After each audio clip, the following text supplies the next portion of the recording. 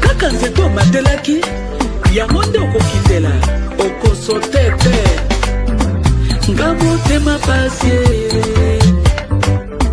mama motema pasie j'ai mal au cœur tu m'as déçu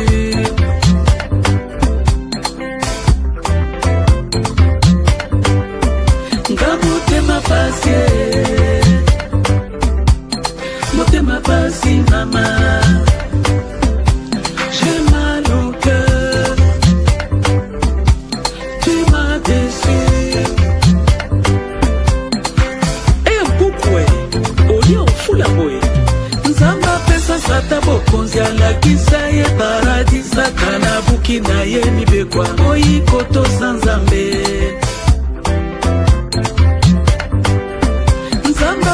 sata bokonzi alakisa ye paradis satana buki na ye mibekwa oyi koto sa nzambe ingratitude eloko mabe liwelawela basanga e oyo loni okobuka ingra natongoli yo na miso bato okomi moto monene lelo nakomi mabe okomi koluka liwa na nga sepesi yo liboma na makusa oyebi kolamba te lolendo kaka ya pamba olula kaka monzele kotonga kofinga ngai tongo pokwa à la rétroviseur les corbeaux et les renards trahison eloko mabe jitateka yesu mpona mbongo sukasuka alela ye à la rétroviseur bola mosoba na regrete nga motema pasie motema pasi mama j'ai mal au cœur tu m'as déçu la reconnaissance n'est pas de ce monde mama ndoki basovaka ye te akolia yo mokolokoli ya ligorodo nde okobima makonza te mais plus tard ingratitude oza motema mabe okokende mosika te ingratitude oza esprit mabe okokende mosika te yambala oyo coup sur coup sala attention eza kokende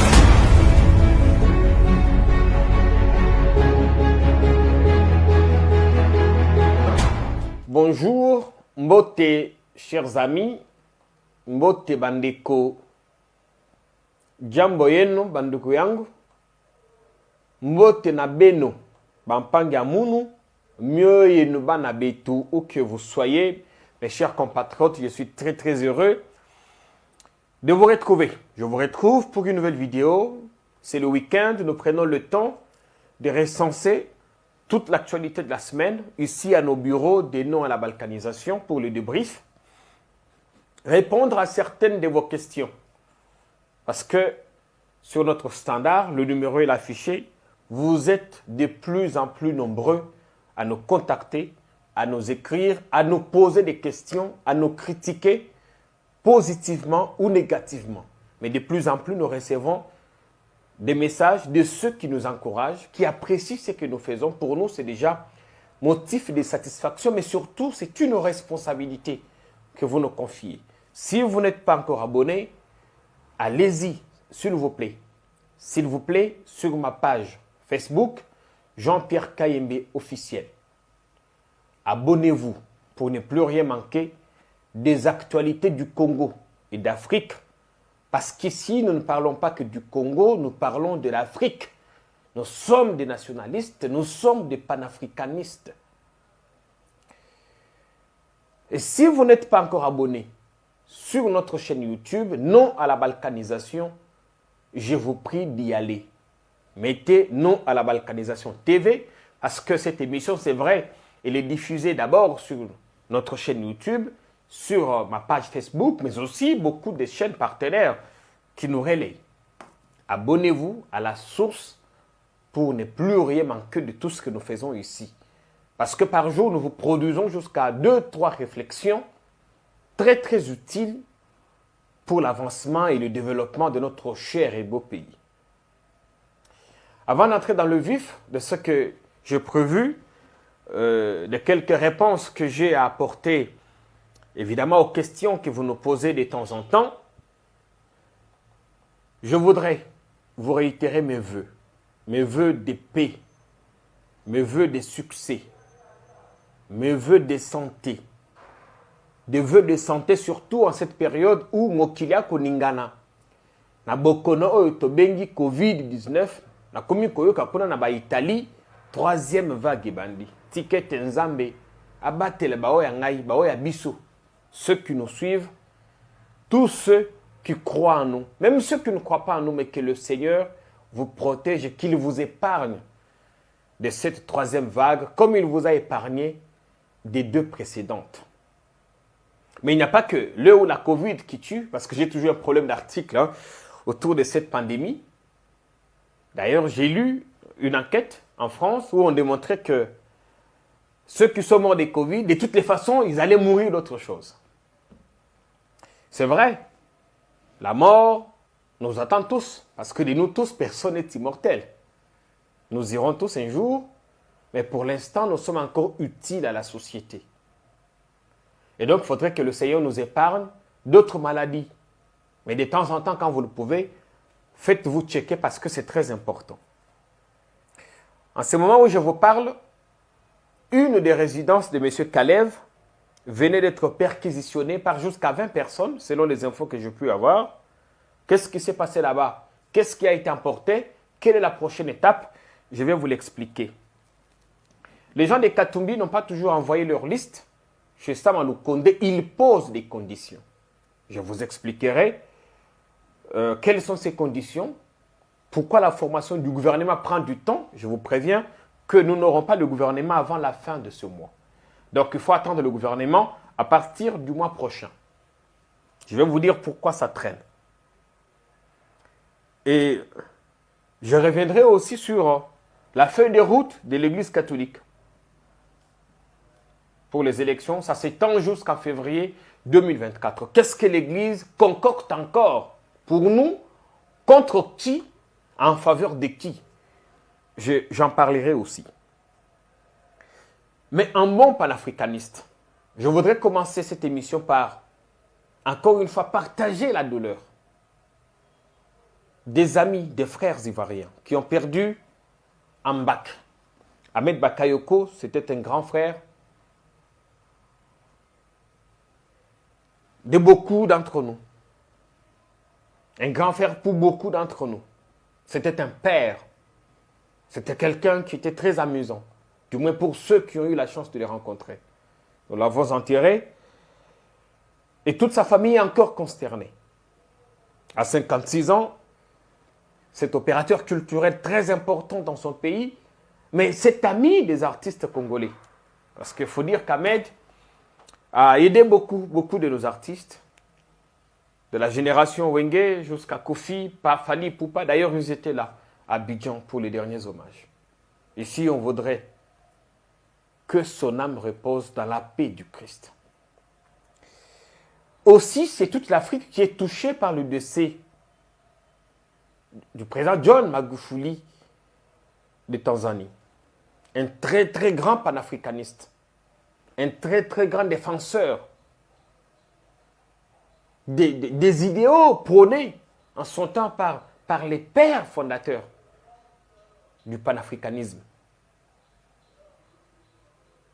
Le président tanzanien qui nous a quittés depuis 48 heures, au regard de l'image de ce qu'il représentait dans son pays, une image qui a transcendé les frontières, qui a dépassé les frontières de son seul pays. Je vous informe qu'en ce moment, à Kigali, on a décrété, le président Kagame a décrété un deuil national. Les drapeaux sont en berne parce que le Rwanda pleure le président John Magufuli. Vous avez vu la simplicité qu'il a incarnée, que cet homme a incarné. Comment en 5 ans il a fait beaucoup de choses dans son pays. John Magufuli était un modèle pour des présidents africains. Oui, une référence. Vous avez vu la proximité qu'il a entretenue avec son peuple. En 5 ans, des routes ont été construites. Quand il arrive, son pays n'a aucun avion. Aujourd'hui, au moment où il part, au bout de 5 ans, il en a laissé 12. Combien de routes ont été construites? Combien d'hôpitaux? La Tanzanie, aujourd'hui, c'est un des pays le plus stable d'Afrique. De manière économique, sur le plan démocratique, mais aussi sur le plan militaire. Il ne faut pas oublier que la brigade d'intervention des Nations Unies, qui est arrivée autour de 2012, 2013, 2014 à Goma pour combattre aux côtés de notre armée contre les ADF, le M23, la plupart c'était des militaires tanzaniens. Et aussi, parce que le président tanzanien s'était opposé à cette histoire de Covid, à cette histoire des vaccins. La Tanzanie était un des pays d'Afrique qui avait ouvertement levé la voix, haussé le ton contre la manipulation qu'il y avait autour du Covid, les multinationales, leurs médias, leurs lobbies, ainsi de suite. Bon, je regrette que chez nous, qu'il y ait à peine quelques personnes qui s'expliquent ou qui adressent leurs condoléances à ce grand homme, un très très grand panafricaniste. J'espère encore une fois que la dame, la présidente du Sénat, qui va prendre les rênes du pouvoir, va permettre à ce que la Tanzanie continue sur la lancée démocratique et qu'il y ait des bonnes élections dans ce pays pour que le peuple tanzanien, le peuple ami et frère tanzanien, se désigne un autre président qui sera sans doute à l'image du président John Magufuli, à qui nous souhaitons que son âme repose dans la paix du Christ, mais aussi que toute sa famille trouve par ces mots l'expression de notre compassion et surtout l'expression de gratitude pour le travail ô combien immense abattu par cet homme, ce grand homme d'État, ce grand africaniste, ou panafricaniste si vous voulez. Je reviens chez nous parce qu'il faut que les choses évoluent très vite. Le week-end, beaucoup de questions, comme j'ai toujours dit, avec toute modestie possible, ici, on n'est pas à l'école. Il n'y a pas de magister dixit. Le maître a dit, parole d'évangile, on dit amen. Non, ce qu'on dit ici est discutable. Aussi, nous n'avons pas la prétention de tout savoir. Nous prenons juste le temps, parce que nous arrivons généralement au bureau très tôt, nous prenons juste le temps d'enquêter, de travailler, de lire, de passer des coups de fil, de comprendre ce qui ne va pas. Évidemment, comme je dis dans une autre vidéo, à chacun son boulot. Le nôtre, c'est celui-là. Nous passons tout notre temps à travailler pour vous, pour que vous ayez l'info. Je précise, la bonne information. Parce que, ce que vous ne savez pas, chers amis, la bonne information, c'est comme de l'or de nos jours. Il y a tellement de la manipulation. Il y a tellement de l'intoxication que la bonne info, c'est comme de l'or. C'est rare, c'est comme du diamant maintenant. Et donc, si vous avez un coin où on vous donne la bonne info, accrochez-vous. Mais on précise que ici, ce n'est pas le magister dixit, comme on dit en latin. Le maître a dit, on accepte. Non, c'est discutable et c'est pourquoi j'ai toujours le temps. Ceux qui m'écrivent sur WhatsApp, vous avez mon numéro, il est même là affiché. Vous voyez que je discute de temps en temps avec vous. Même ceux qui m'insultent. C'est la culture démocratique. Il faut montrer aux gens que quand on est en démocratie, il faut accepter la contradiction, mais pas des insultes. Heureusement, ces temps, je trouve qu'il y a moins d'insultes, plus de participation citoyenne, plus de complémentarité. Les gens complètent ce que nous faisons. Parce que nous ne sommes pas partout à la fois. Là où vous êtes, vous voyez des choses peut-être que nous, on ne voit pas. Donc, c'est toujours important que l'on travaille des communs accords, que l'on travaille ensemble. Parce que, mes amis, que personne ne vous trompe, ce pays est à nous tous. Si vous ne faites rien, si vous attendez que tout ce que vous consommez vienne de RFI, que ce que vous consommez vienne de France 24, alors que vous avez des journalistes ici dans ce pays qui vous disent tout. Vous attendez que M. Gauthier Rubinski, qui est à France 24, dise que Félix Tshisekedi ne fait pas bien son travail. Qu'il dise que son bilan est mitigé pour que Bobeta... Ah bah Mindele, mais nous on le dit depuis tous les jours. On le dit ici que M. le Président, il faut rectifier le tir parce que vous ne prenez pas la trajectoire nécessaire qui peut donner un plus à votre mandat. Nous le disons tous les jours ici. Vous attendez qu'une radio italienne ou la BBC dise que les autorités congolaises n'arrivent pas à mettre fin à l'activisme des groupes armés. Oui, mais même tel a dit. Mais dans ce pays, il y a des gens qui le disent. Donc, Hermoko Tosunga Nabiso Nabiso. Aidons-nous. Aidons-nous. Je voudrais parler de Kalev Mutonda. Hier, j'ai fait une vidéo dans laquelle j'expliquais qu'il était temps que monsieur sorte de sa cavale et qu'il réponde des faits qui lui sont reprochés. Certains m'ont traité de fous ou de corrompus. Quelqu'un m'a même dit, mais à quoi tu joues? Mais Jean-Pierre, tu es où? Tu te perds maintenant. Tu as été acheté par les Tshisekedi. J'ai dit non. J'ai expliqué mon raisonnement. J'ai dit, M. Kalev sera plus en sécurité s'il est arrêté, emprisonné, que s'il est en cavale. Parce qu'en étant en cavale, il se montre, il défie l'État. On ne défie pas l'État. Oui, on ne défie pas l'État. L'État doit être au-dessus de nous tous. Les règles, évidemment, il faut que ces règles soient injustes et qu'elles soient saines. Mais tu vas fuir jusqu'à quand? Tu peux te cacher dans ta maison, ici ou ailleurs. Oui, ça va parce que pour avoir été numéro 1 des services secrets, il sait quand même comment se mettre à l'abri. Mais ça va prendre combien de temps? Parce qu'on finira par vous rattraper. Moi, je pense, j'avais dit hier, que la procédure qui a conduit à l'émission de l'arrêt, l'avis de recherche contre M. Kalev, tout comme le mandat d'arrêt, cette procédure n'était pas légale et qu'elle violait les lois de la République. Pour un fonctionnaire de haut rang qui a été à ce service, protégé notamment par une loi organique, il ne devait pas être traité de cette façon. J'ai toujours pensé qu'il faut respecter les gars qui ont vécu. Évidemment, sans verser dans l'impunité. Oui.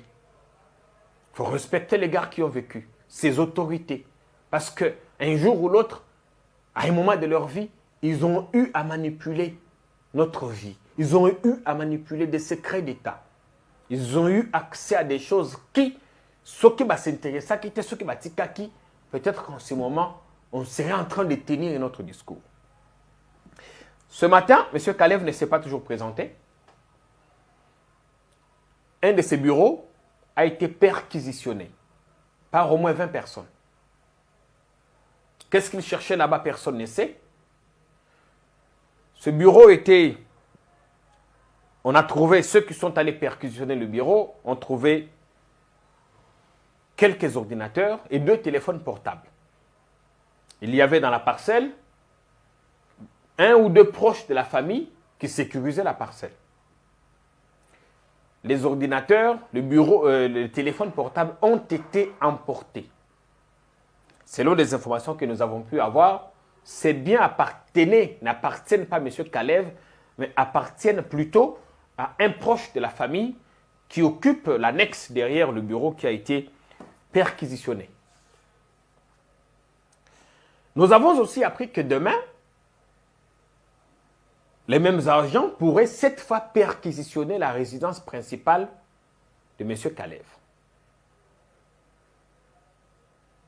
Il semble que dans sa résidence, il y a une pièce là où il conserve tous ses documents. Évidemment, les documents sensibles du temps où il était au pouvoir.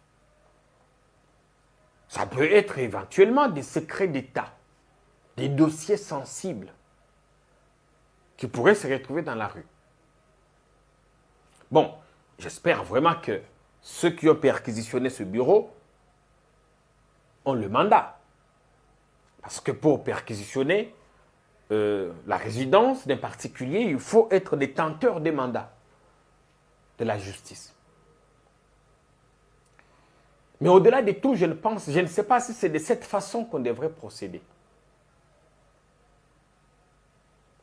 Dans tous les cas, nous savons, comme je l'ai dit hier, que le nouvel inspecteur, le nouvel administrateur général de l'ANR a donné un avis négatif à la sollicitation de la justice qui voulait enquêter sur l'affaire Kalev. Et je vous ai expliqué que certains crimes reprochés à M. Kalev ont été... Est-ce qu'il faut parler des crimes? Je ne sais pas. Mais certains faits qui lui sont reprochés ne sont pas à mettre uniquement sur sa tête parce que au niveau des services secrets, ceux qui savent, on n'agit pas seul. C'est toute une commission. Et la commission, elle est généralement mixte, paritaire. Il y a l'ANR, il y a l'armée, il y a la police, il y a tel service, la DGM, ainsi de suite. C'est beaucoup de choses. Est-ce que ce qu'on est en train de faire aujourd'hui risque de fragiliser ou risque d'une certaine façon de faire penser qu'il est difficile de bien faire son travail? Je ne sais pas. Est-ce que ce qui se passe aujourd'hui doit nous servir de leçon pour que quand vous avez une parcelle de pouvoir, que vous pouvez agir en respectant le texte, en respectant les limites, en respectant évidemment les droits des uns et des autres? C'est peut-être aussi ça. Donc je vais dans tous les sens. Mais il ne faudrait pas qu'on soit dans une attitude revancharde, dans une attitude de règlement des comptes, où l'on pense qu'il faut éliminer tel pour atteindre des objectifs inavoués. Il faut que tout ce qui s'est fait soit sain. Parce que ce que vous ne savez pas, c'est que, ça me fait rire, ce que vous faites à autrui aujourd'hui, demain après-demain, on peut le faire autant. On peut faire autant pour vous-même. Oui, parce que c'est déjà des jurisprudences que nous créons. C'est des jurisprudences. Je ne plaide pas pour une société totalement impunie. Je ne plaide pas ici pour que des clowns en cravate soient protégés par les institutions de la République. Moi, je voudrais que quiconque a commis une infraction qu'il réponde de ses actes. Mais quel type de société créons-nous dans l'entretemps? Celui qui viendra après-demain verra aussi, ah mais oui, tel sous tel, vous avez fait ça. Nous aussi, on fait ça. On aura une société de règlement des comptes et ça ne va pas nous avancer. Donc, ce que je pouvais dire sur M. Kalev en ce moment, c'est ça.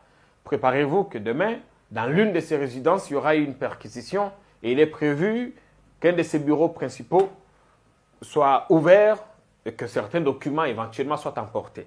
Ça, c'est selon les dernières informations qu'on a pu avoir. Mais pendant que nous passons le temps ici à parler, à chercher l'époux sur M. Kalev, pendant que nous cherchons quel proche de Kabila il faut arrêter, quelle infraction il faut monter, parce que je sais aussi que même ces émissions, ils prennent tout le temps. Ils prennent tout le temps. Nos émissions sont suivies dans les milieux haut placés.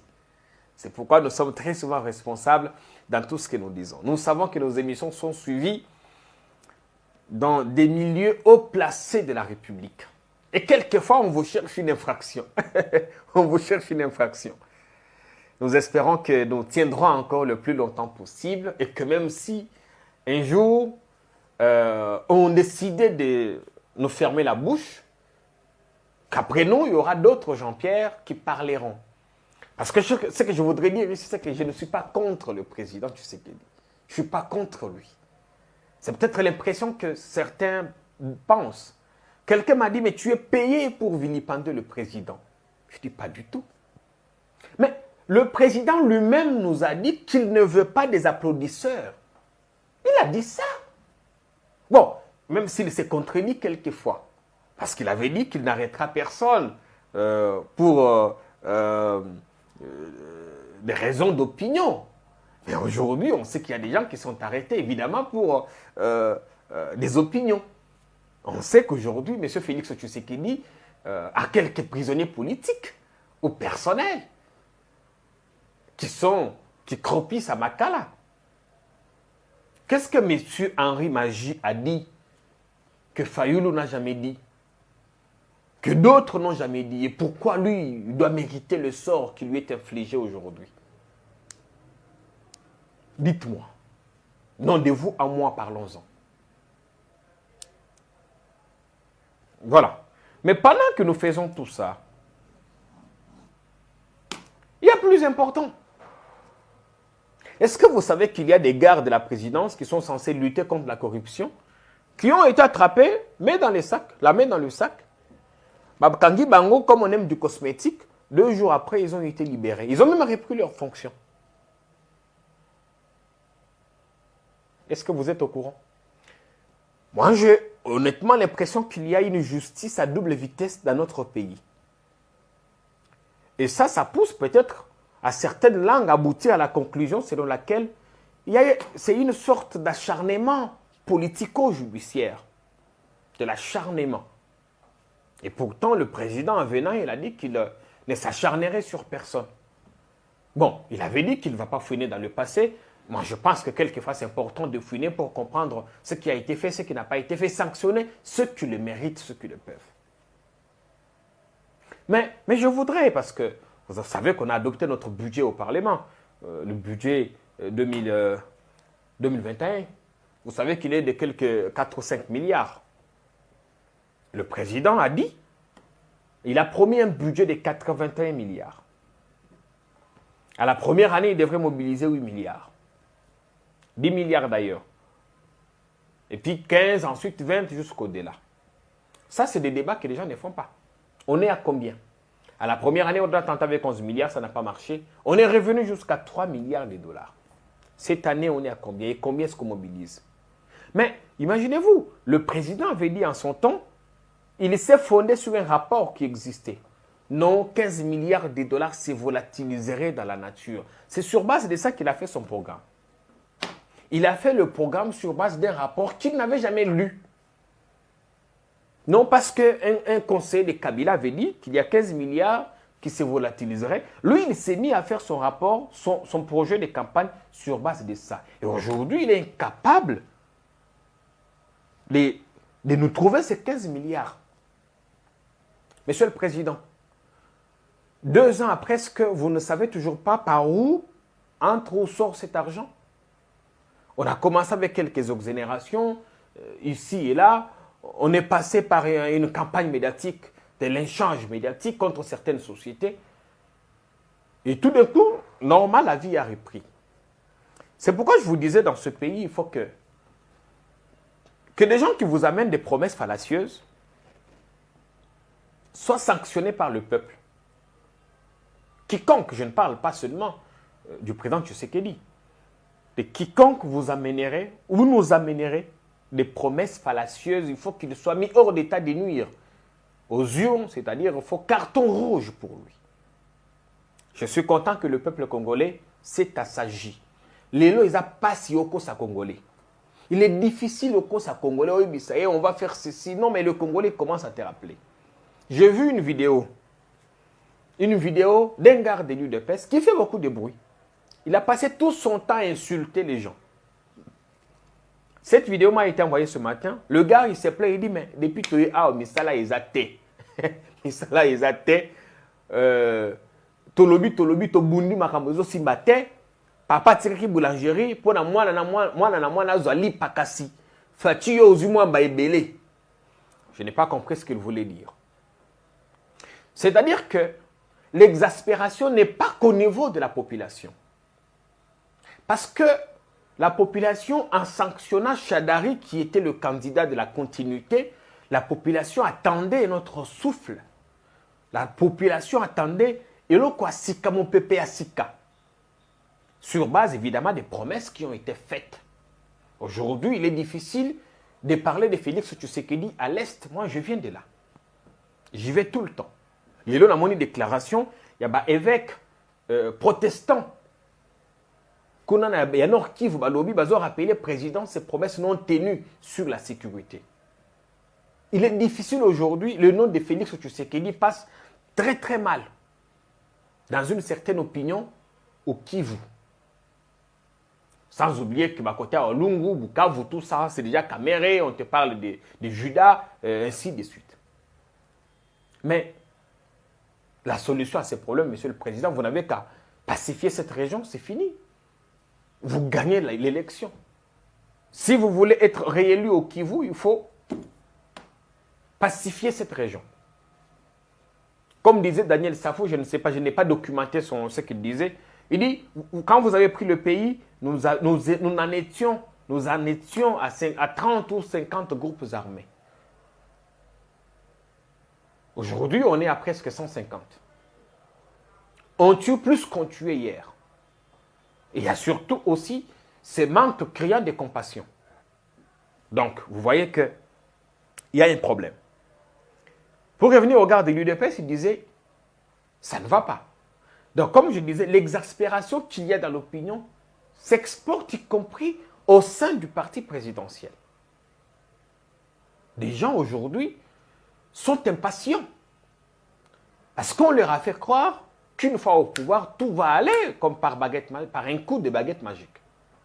On se rend compte que la tâche est beaucoup plus complexe qu'on y pensait. Et quand on est au pouvoir, quand on est dans l'opposition, c'est facile de critiquer.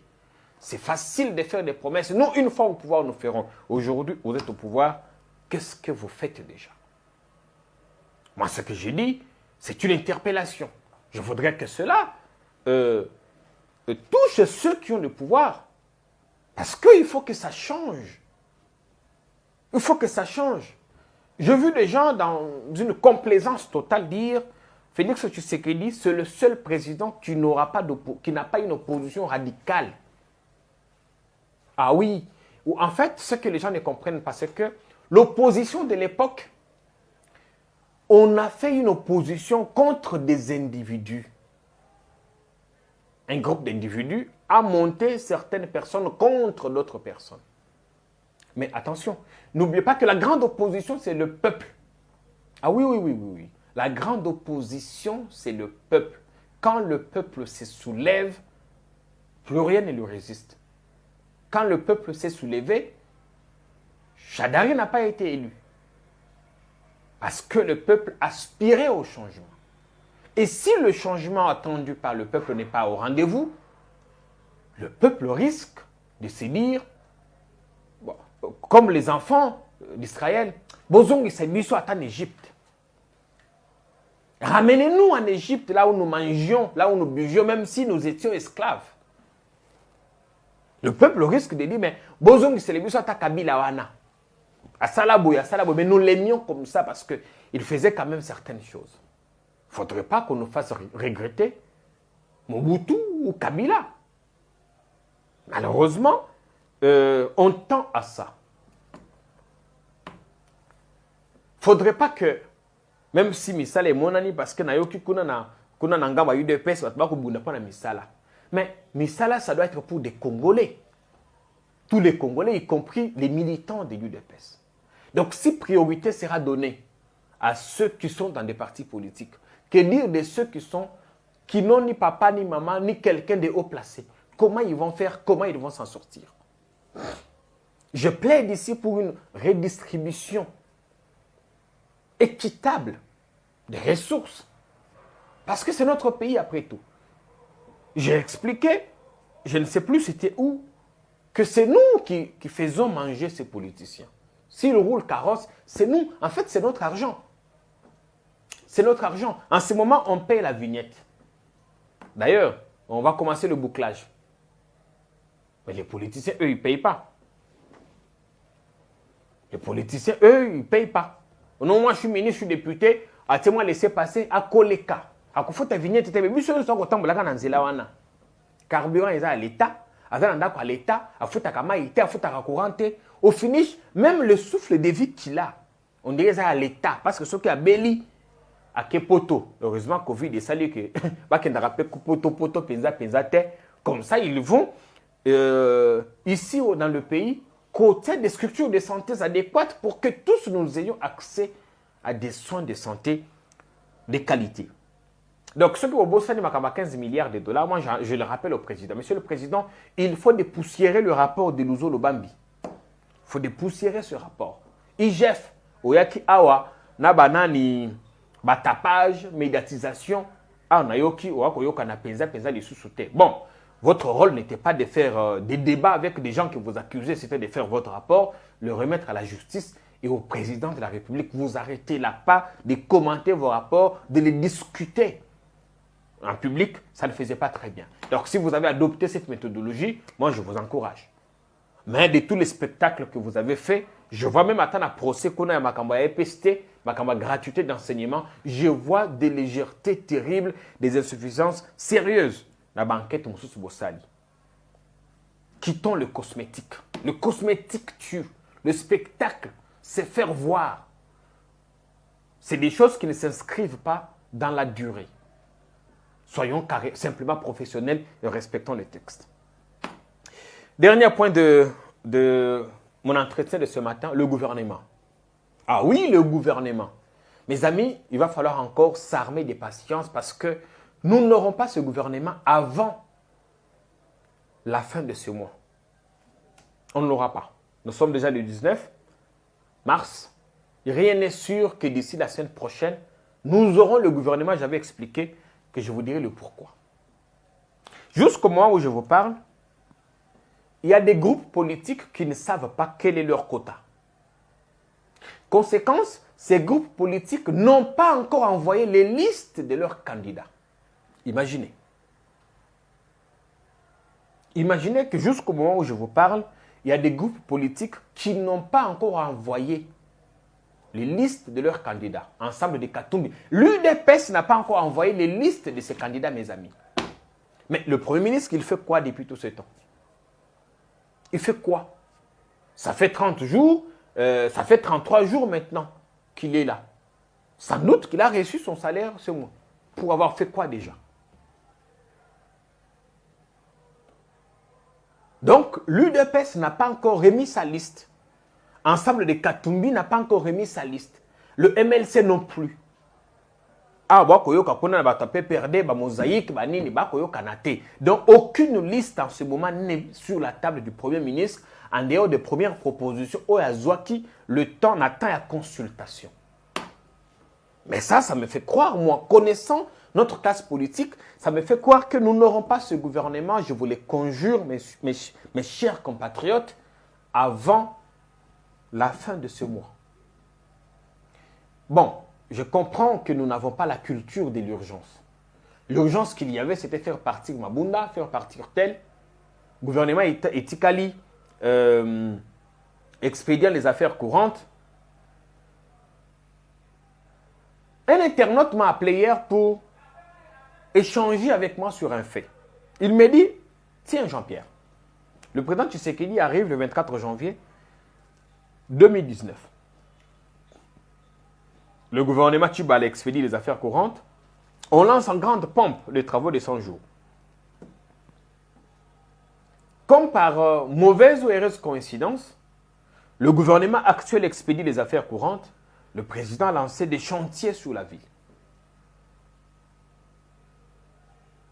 Et je voudrais savoir si les mêmes causes ne produiront pas les mêmes effets. Parce que si, au niveau par exemple de l'attribution de ce marché, si les choses se sont passées encore de gré à gré et que les procédures n'ont pas été respectées, il y a un problème. Pourquoi on n'attendrait pas que le gouvernement se mette en place? On va nous dire, non, mais il y a urgence, oui. Mais pourquoi on n'accélère pas les choses pour que le gouvernement se mette en place, pour que les choses avancent et que ce projet soit supervisé par un gouvernement responsable? Pourquoi on n'attend pas? Et puis même quand on doit lancer le travaux d'un petit tronçon de quelques kilomètres, pourquoi il faut que ce soit le président de la République qui qui se déplace. Quelqu'un a expliqué dans une émission, ici sur le plateau de Non à la balkanisation, que le président, c'est une fonction précieuse. C'est un individu qui a rang d'institution, vous vous rendez compte.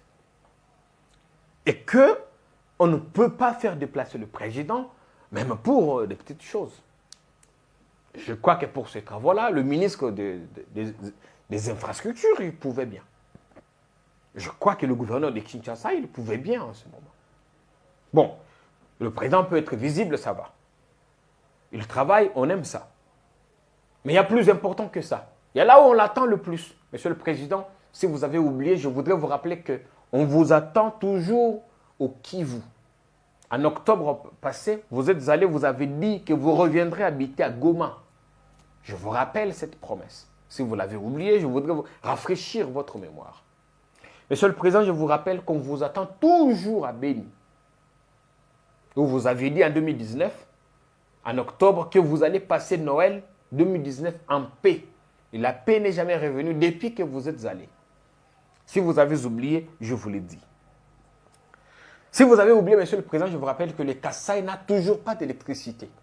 Vous aviez promis de relancer la chute Katende, ainsi de suite. Toujours pas. Il n'y a toujours pas d'électricité. Monsieur le Président, si vous avez oublié, l'Amiba est toujours dans les conditions de l'époque. Rien n'a changé. Si vous avez oublié, Monsieur le Président, la route qui relie Mbujima et Kananga pose toujours problème.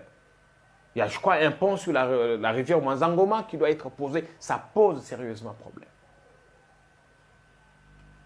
Et peut-être, si vous n'avez pas lu, Monsieur le Président, le dernier rapport du FAO ou du PAM, le Congo est le deuxième pays au monde le plus touché par la malnutrition. Le premier pays, c'est le Yémen. Là-bas, on dit au Yémen, la situation évolue, mais chez nous, ça s'enfonce. Et la région la plus touchée au pays, c'est le Kasaï chez nous, chez moi, chez vous. Si vous n'avez pas lu ce dernier rapport du PAM, je vous donne l'info. Donc, on vous attend sur des choses beaucoup plus importantes. Évidemment, les routes sont très importantes aussi. Mais n'oubliez pas non plus qu'il y a des routes, des dessertes agricoles qui doivent être réhabilitées parce qu'il y a du manioc, il y a des maïs, il y a des choses, des arachides qui moisissent dans mon village, qui ne peuvent pas être évacuées à Kananga. Il faut que les gens attendent ce que le train apporte d'Ilebo, vous imaginez. Donc, il y a plus important. Le gouvernement, ça va encore prendre du temps. Le désordre, vous savez, il est orchestré à la fois par ceux qui veulent tout avoir. Le glouton politique, ils veulent tout avoir en même temps. Alors qu'ils ont accepté d'aller en alliance avec d'autres personnes. Ils veulent les rouler. C'est comme ça que les Katumbi, ils ont dit, Biso, il faut d'abord Kota na biso ezanine. En plus, il faut que na poste na biso ne ko tokotinda kombo moko na poste na biso. Donc il faut que bateau et biso tokotinda ezala bangonde bakozala nommé. On ne veut pas de l'histoire de cette histoire là de 2-3 personnes comme ça au poni bateau na ndenga na yo ceux qui vont répondre qui te seront ainsi de suite. Même si je sais que dans le gouvernement, ils doivent tous répondre à Nini, du président de la République. Ah, là j'espère que les ministres des Katumbi et d'autres, on ne leur fera pas signer des démissions. Ou j'espère que le président va sévir. Vous savez que j'aime beaucoup notre président parce que il parle très bien. Il se déchaîne très souvent. Mais au finish, on s'est dit, de tout ce qu'il dit, rien ne s'est fait. Mais si vous vous mettez aussi à lui rappeler des promesses non tenues, on dit que vous avez commis un crime de lèse-majesté. Ce n'est pas grave. La prison de Makala, c'est jusqu'à 8000 personnes. Donc, ils vivent quand même. Ils vivent. Donc, on n'a pas la culture de l'urgence.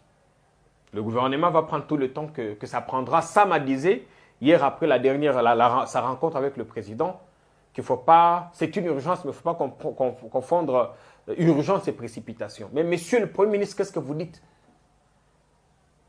Pourquoi en France, on nomme un Premier ministre aujourd'hui, demain après-demain, il y a un gouvernement. Là aussi, on sait qu'En Marche, avec M. Macron, a fait des alliances avec d'autres partis. Pourquoi c'est aller vite? Pourquoi ici, ça doit prendre du temps? Expliquez-nous quand même. Non, vous parlez de la représentativité, de la géopolitique, les forces politiques de chacun, la société civile. Mais messieurs, quand on vous a nommé, vous avez pris le temps de consulter. Vous n'allez pas prendre une éternité pour nous pondre un gouvernement. En plus, vous n'avez pas l'obligation de satisfaire tout le monde. Tout le monde ne sera pas au gouvernement. Tout le monde, quand même. Tout le monde ne sera pas là, quand même. Faites les choses bien, faites-le vite et bien. Et au fond, c'est lui qui se rend lui-même dans le pétrin, c'est le président. Il s'est mis dans un pétrin. Parce que les jours passent. Ça fait 2 ans et demi maintenant qu'il est au pouvoir, que les Congolais attendent toujours que la manne tombe du ciel. Vous savez pourquoi aux États-Unis, il est difficile maintenant de faire 2 mandats? Vous savez pourquoi en France, il est pénible qu'un président en fonction fasse un mandat de plus? Je ne serais pas surpris que ça se reproduise ici chez nous. Je ne serais pas surpris. Pour aujourd'hui, je m'arrête là. Je m'arrête. Il y a beaucoup de choses à dire, mais je ne voudrais pas abuser de votre temps. Donc, continuons à suivre la situation de très près, en espérant que tout va aller pour le mieux et que notre pays va s'en sortir parce que, comme je l'ai dit toujours, nous ne sommes pas des prophètes des malheurs. Notre objectif n'est pas que M. Tshisekedi échoue. Nous, on veut qu'il réussisse parce que s'il échoue, ce sera 5 ans de nos vies qu'il aura escroqué. Imaginez-vous dans un pays, dans une région où l'espérance de vie varie entre 45 et 50 ans. Quelqu'un vous prend déjà à Bolafa 5 ans. Imaginez-vous quel manque à gagner. Pour nous, pour nos enfants, pour le pays. Je voudrais que cette exhortation vous aide. À ceux qui pensent que nous n'aimons pas le président, lui-même a dit qu'il n'y a pas besoin d'applaudisseurs. Il a dit qu'il a besoin de gens qui lui disent ce qu'il doit faire. C'est ce que nous, on lui dit. On vous dit ce que vous devez faire, ce que vous avez promis et ce que vous ne faites pas. J'espère que nous sommes comptés parmi ces meilleurs conseillers occultes. Pas ceux qui rôdent autour de lui pour avoir des postes, avoir de l'argent. Nous, on n'est pas intéressés par l'argent. C'est vrai, nous en avons besoin parce que nous devons survivre. Oui, l'argent, c'est très important. Chacun voudrait avoir de l'argent. Mais pas de l'argent sale quand même. Ou pas avoir de l'argent que l'on ne mérite pas pour n'avoir rien fait.